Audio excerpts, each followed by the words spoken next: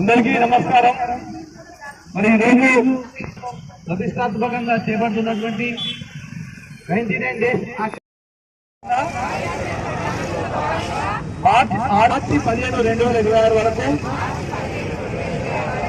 పరిసరాల పరిశుభ్రతకు సంబంధించి మున్సిపాలిటీ చేపడుతున్న అన్ని కార్యక్రమాలలో మనస ఆశ కర్మణ అభివృద్ధికి కృషి చేస్తానని ప్రతిజ్ఞ చేస్తున్నాను. వరకు 99 రోజుల కార్యాచరణ ప్రణాళికను ప్రభుత్వం ప్రకటించింది. దాంట్లో భాగంగా 10 అంశాలు 10 వారాల పాటు వివిధ అంశాలపైన, మరి ఆ అంశాలలో నేరుగా మనకు పరిశుభ్రత కానీ, తర్వాత ఆరోగ్యం, పిల్లల సంక్షేమం, మహిళల సంక్షేమం, తర్వాత డ్రగ్స్ నిర్మూలన, విద్య, ఆరోగ్యం మొదలైనటువంటి 10 అంశాలను తీసుకొని ఆ 10 అంశాల మీద ఒక ప్రణాళికను ఏర్పాటు చేసుకొని దానిలో మన ప్రజాప్రతినిధులు, మన chairman madam, vice chairman madam, తర్వాత మిగతా కౌన్సిలర్స్, ఎన్జిఓస్, యూత్ అందరి యొక్క భాగస్వామ్యంతో ఆ ప్రణాళికను విజయవంతం చేయవలసిందిగా ప్రభుత్వం నిర్దేశించడమైనది. మరి దానిలో భాగంగా మనకు ఇప్పుడు మార్చి 6 నుంచి మార్చి 15 వరకు వివిధ అంశాలు మనకు ఇవ్వడం జరిగింది. దాని తదుపరి మళ్ళీ మనకు షెడ్యూల్ ఇవ్వడం జరుగుతుంది.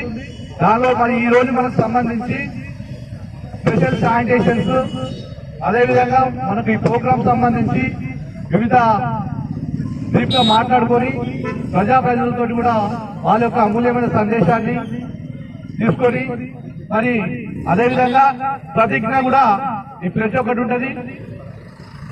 ఈ ప్రతిజ్ఞ కూడా మనం అందరం ఒకసారి ప్రతిజ్ఞను చదివి దాని తదుపరి మళ్ళీ వార్డు కౌన్సిలర్ సహకారంతో మా వార్డు ఆఫీసర్స్, తర్వాత మెప్మార్ సిబ్బంది, తర్వాత అక్కడ ఉన్నటువంటి ఆశా సిబ్బంది, అక్కడ ఉన్నటువంటి ప్రజల భాగస్వామ్యం, యూత్ కానీ, ఎన్జిఓస్ కానీ, యాక్టివ్ ఉన్నటువంటి పర్సన్స్ అందరితోటి వాళ్ళ యొక్క సహకారం తీసేసుకొని అక్కడ పరిశుభ్రత ప్రోగ్రామ్స్ అన్ని కూడా ఈరోజు చేయడం జరుగుతుంది.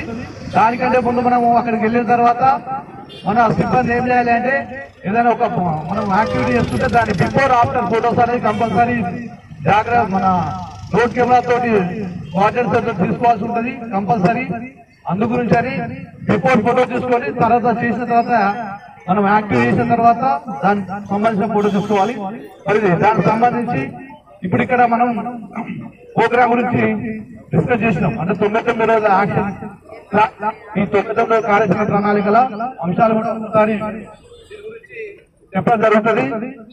మొదటగా మార్చి 6 ఈ రోజు సంబంధించి అన్ని వార్డుల్లో పారిశుద్ధ కార్యక్రమాలు నిర్వహించడం, యుఎల్పి స్థాయిలో ప్రజాప్రతినిధులు, శాఖ అధికారులు, ఎస్ఎస్జి మహిళలు, ప్రముఖులతో 99 రోజుల ప్రణాళికను ప్రారంభించడం.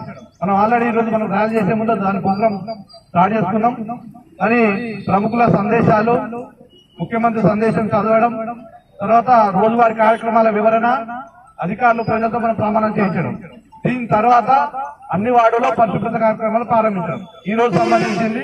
తర్వాత ఇట్లా మనకు 15 వరకు షెడ్యూల్స్ కూడా గౌరవ కౌన్సిలర్లు కూడా మేము నిన్న డిస్ట్రిబ్యూట్ చేయడం జరిగింది. దాని ప్రకారం కౌన్సిలర్లు అందరూ కూడా మీరు మీ వార్డు ఆఫీసర్స్ తోటి మనం కోఆర్డినేట్ చేసుకుని రోజువారీ కార్యక్రమాలు ఏ విధంగా చేద్దామనేది మీ యొక్క సహకారంతో ముందుకు వెళ్దామని కోరుకుంటూ మరి ఇక్కడ మాట్లాడవలసిందిగా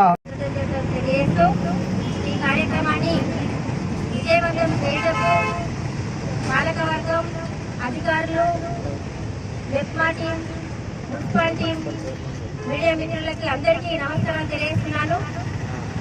ఈ కార్యక్రమం పాలకవర్గం రాగానే ఈ కార్యక్రమం ఏర్పాటు చేయడం చాలా అవసరము. ఎందుకంటే వార్డులలో సంవత్సరం నుండి దాదాపు పాలకవర్గం లేకపోవడం, అధికారుల భాగస్వామ్యంతో కొంతవరకు కార్యక్రమాలు చేసినప్పటికీ వార్డులలో చెత్త చాలా కూరుకుపోయింది. నేను ఏదైతే పాలకవర్గం వచ్చిన వెంటనే మన పట్టణాన్ని క్లీన్ సిటీ చేయాలనేది ఒక ముఖ్య ఉద్దేశం కూడా పెట్టుకోవడం అనేది జరిగింది. దీనిలో భాగంగానే ఈ కార్యక్రమం 99 రోజుల కార్యక్రమం ప్రణాళిక తీసుకురావడం ప్రభుత్వం చాలా గొప్పగా ఆలోచన చేసి వార్డు వైజ్ గా ఎలాంటి సమస్యలు ఉన్నాయి, అది వార్డు క్లీనేషన్ అయితేనేమి, తర్వాత వాటర్ సమస్యలు అయితేనేమి, మన వార్డులో ఉన్న లైట్స్ సంబంధించి అంటే కనీస మౌలిక సదుపాయాలకు సంబంధించి ప్లానింగ్ చేసుకునే ఒక ముఖ్య అవకాశం కల్పించడం అనేది జరిగింది.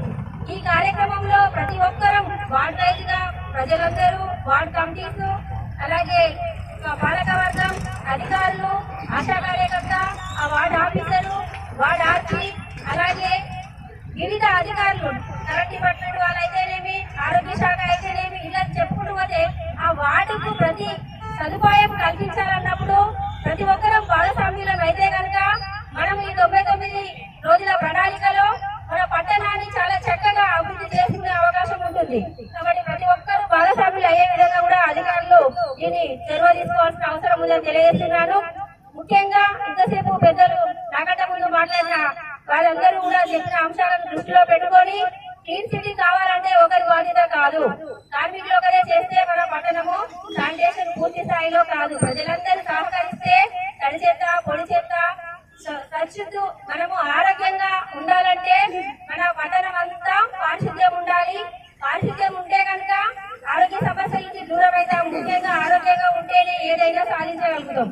కాబట్టి ప్రతి ఒక్కరు భాగస్వాములై రోడ్ల పైన, తర్వాత ఏదైతే నలుగు మూలల ప్లేసులలో చెత్తలు వేయడం కానీ అలాంటివి చేయకుండా మా ప్రజా పాలనలో అందరూ భాగస్వాములై మా కార్మికులకు సహకరించి ఏదైతే క్లీన్ సిటీలో భాగంగానే క్లీన్ చేయగానే దోమల నివారణ అధికారులకు మనము బ్లీచింగ్ వేయడం కానీ రకరకాల పనులు మేము చేయడం అనేది జరుగుతూ ఉంది.